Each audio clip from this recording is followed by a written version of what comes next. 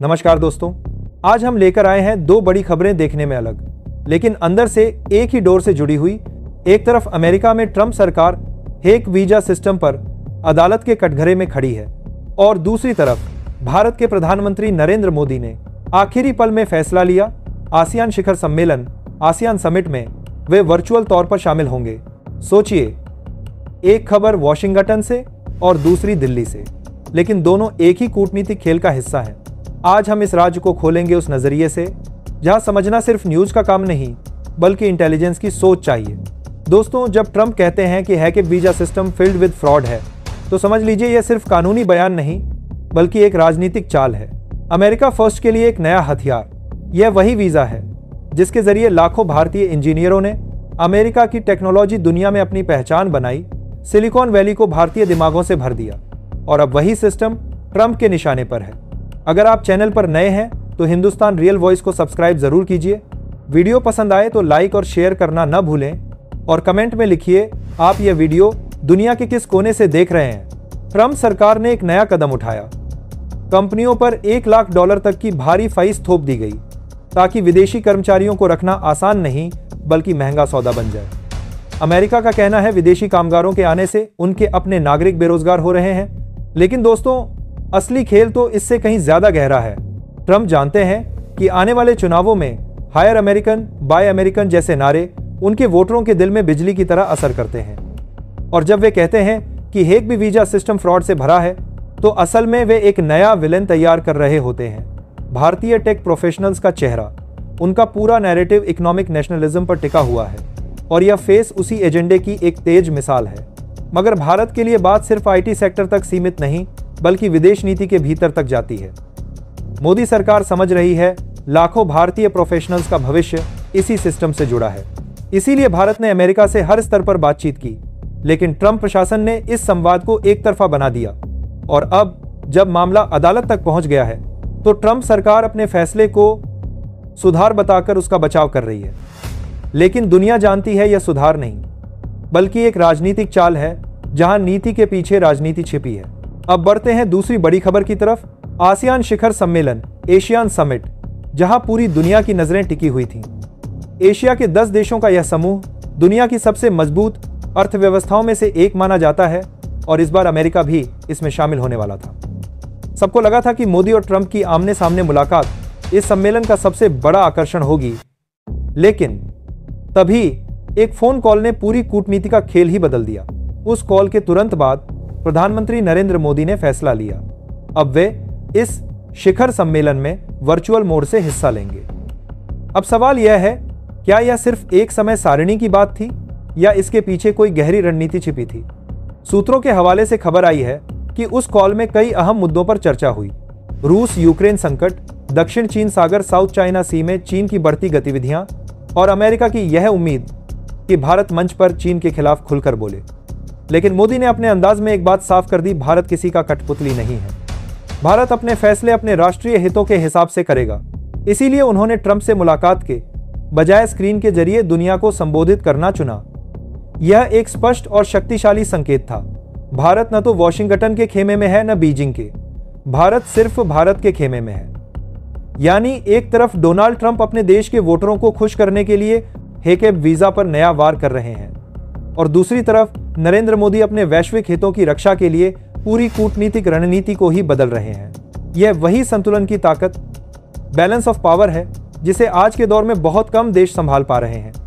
दोस्तों, जब आप इन दोनों तस्वीरों को एक साथ रखकर देखते हैं, ट्रंप का वीजा हमला और मोदी का वर्चुअल निर्णय, तो यह साफ दिखाई देता है कि दुनिया अब पुराने गठबंधन तंत्र अलायंस सिस्टम से बाहर निकल चुकी है। अब कोई भी देश किसी का स्थायी दोस्त नहीं है, बल्कि हर देश सिर्फ अपने लाभ और राष्ट्रीय हितों के अनुसार दोस्ती करता है।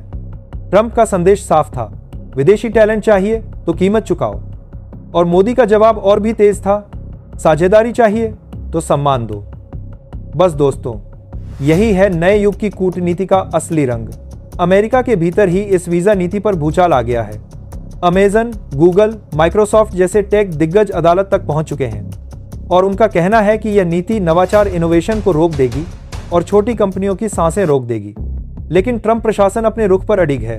उनका कहना है अगर विदेशी कर्मचारी इतने ही जरूरी हैं तो उनकी कीमत भी चुकानी पड़ेगी $1 लाख तक। यह फैसला सिर्फ एक नीति जो मैं नहीं बल्कि एक राजनीतिक बयान, ऐसे फेल स्टेटमेंट भी है। ट्रंप को अपने वोटरों को दिखाना है कि वे सच में अमेरिका फर्स्ट पर टिके हुए हैं, चाहे इसके लिए उन्हें किसी भी सिस्टम को धोखाधड़ी क्यों न कहना पड़े। दूसरी तरफ मोदी का आसियान शिखर सम्मेलन, आसियान समिट में वर्चुअल रूप से शामिल होना भी एक सोची समझी राजनीतिक और कूटनीतिक चाल थी। भारत जानता है कि दक्षिण पूर्व एशिया, साउथ ईस्ट एशिया में चीन और अमेरिका के बीच तनाव अपनी चरम सीमा पर है और अगर भारत खुलकर किसी एक पक्ष में जाता है तो उसका रणनीतिक संतुलन, स्ट्रैटेजिक बैलेंस टूट सकता है। इसीलिए मोदी ने चुना वर्चुअल डिप्लोमेसी का रास्ता, ताकि भारत की उपस्थिति भी महसूस हो और कोई भी देश यह न समझे कि भारत किसी गुड ब्लॉक के अधीन आ गया है। यही है मोदी सरकार की असली ताकत, मल्टी अलाइनमेंट विदाउट डिपेंडेंस, यानी भारत सबके साथ चलेगा लेकिन अपनी शर्तों पर। यह दृष्टिकोण दुनिया के लिए नया है और यही भारत के उभरते वैश्विक शक्ति, राइजिंग ग्लोबल पावर होने का सबसे बड़ा सबूत भी है।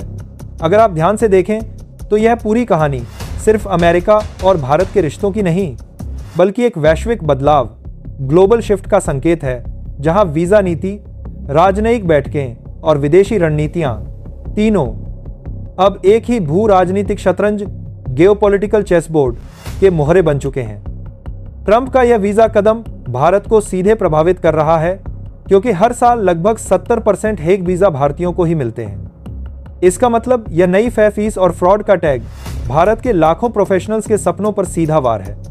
लेकिन दोस्तों, यह अब पहले वाला भारत नहीं है। अब भारत सिर्फ हाँ नहीं कहता बल्कि कहता है हम बराबरी से बात करेंगे। अब भारत अमेरिका से आंख में आंख डालकर कह रहा है हमें साझेदारी चाहिए पर निर्भरता नहीं।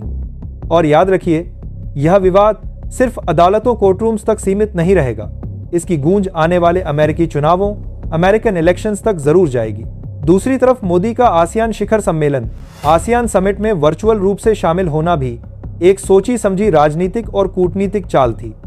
भारत जानता है कि दक्षिण पूर्व एशिया, साउथ ईस्ट एशिया में चीन और अमेरिका के बीच तनाव अपनी चरम सीमा पर है और अगर भारत खुलकर किसी एक पक्ष में जाता है तो उसका रणनीतिक संतुलन, स्ट्रैटेजिक बैलेंस टूट सकता है। इसीलिए मोदी ने चुना वर्चुअल डिप्लोमेसी का रास्ता, ताकि भारत की उपस्थिति भी महसूस हो और कोई भी देश यह न समझे कि भारत किसी गुट ब्लॉक के अधीन आ गया है।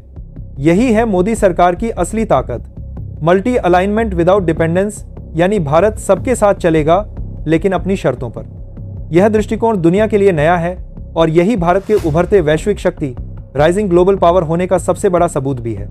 अगर आप ध्यान से देखें तो यह पूरी कहानी सिर्फ अमेरिका और भारत के रिश्तों की नहीं, बल्कि एक वैश्विक बदलाव, ग्लोबल शिफ्ट का संकेत है, जहां वीजा नीति, राजनयिक बैठकें और विदेशी रणनीतियां तीनों अब एक ही भू राजनीतिक शतरंज, जियोपॉलिटिकल चेसबोर्ड के मोहरे बन चुके हैं।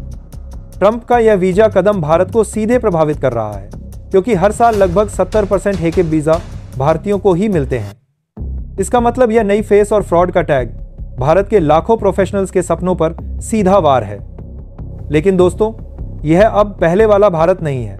अब भारत सिर्फ हाँ नहीं कहता बल्कि कहता है हम बराबरी से बात करेंगे। अब भारत अमेरिका से आंख में आंख डालकर कह रहा है हमें साझेदारी चाहिए पर निर्भरता नहीं। और याद रखिए, यह विवाद सिर्फ अदालतों, कोर्टरूम्स तक सीमित नहीं रहेगा। इसकी गूंज आने वाले अमेरिकी चुनावों, अमेरिकन इलेक्शंस तक जरूर जाएगी। ट्रंप के विरोधी कहेंगे उनके फैसलों ने अमेरिका की अर्थव्यवस्था को हिला दिया, जबकि उनके समर्थक बोलेंगे उन्होंने विदेशी कामगारों पर सख्त नियंत्रण लगाया। लेकिन भारत के लिए असली सवाल कुछ और है, क्या हम भविष्य में अपनी वीजा निर्भरता तोड़ पाएंगे? और इसका जवाब है बिल्कुल हाँ, क्योंकि भारत अपनी डिजिटल इंडिया और स्किल इंडिया जैसी योजनाओं के जरिए एक नया दौर लिख रहा है। अब भारत सिर्फ वर्कर्स नहीं भेजेगा, भारत अब रोजगार पैदा करेगा। और शायद यही बात ट्रंप जैसे नेताओं को सबसे ज्यादा चुभ रही है। दोस्तों, एक तरफ ट्रंप अपनी वीजा नीति का अदालतों में बचाव कर रहे हैं, तो दूसरी तरफ मोदी डिजिटल मंचों से पूरी दुनिया को संबोधित कर रहे हैं। यही है दो नेताओं की कहानी, एक जो रुकावट बनाता है और दूसरा जो रास्ता दिखाता है। ट्रंप कहते हैं फेस दो फिर आओ, मोदी कहते हैं स्वतंत्र सोचो और आगे बढ़ो। बस यही है फर्क राजनीति और नीति का। आज भारत का आईटी सेक्टर अमेरिका की जीडीपी में 8% का योगदान देता है, लेकिन अब वही अमेरिका उस पर शक जता रहा है। और मोदी ने अपने वर्चुअल कदम से एक साफ संदेश दे दिया, अगर इज्जत नहीं मिलेगी तो भारत वहां खड़ा नहीं होगा। यह था एक तीखा लेकिन शांत जवाब, बिना किसी टकराव के, लेकिन पूरे आत्मविश्वास के साथ। और यही है मोदी की डिप्लोमेसी का असली जादू।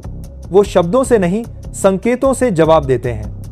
है कि विवाद और आसियान में वर्चुअल उपस्थिति दोनों मिलकर एक नए युग की शुरुआत कर रहे हैं, जहां भारत और अमेरिका अब बॉस सबॉर्डिनेट नहीं, बल्कि दो समान साझेदार के रूप में आमने सामने हैं।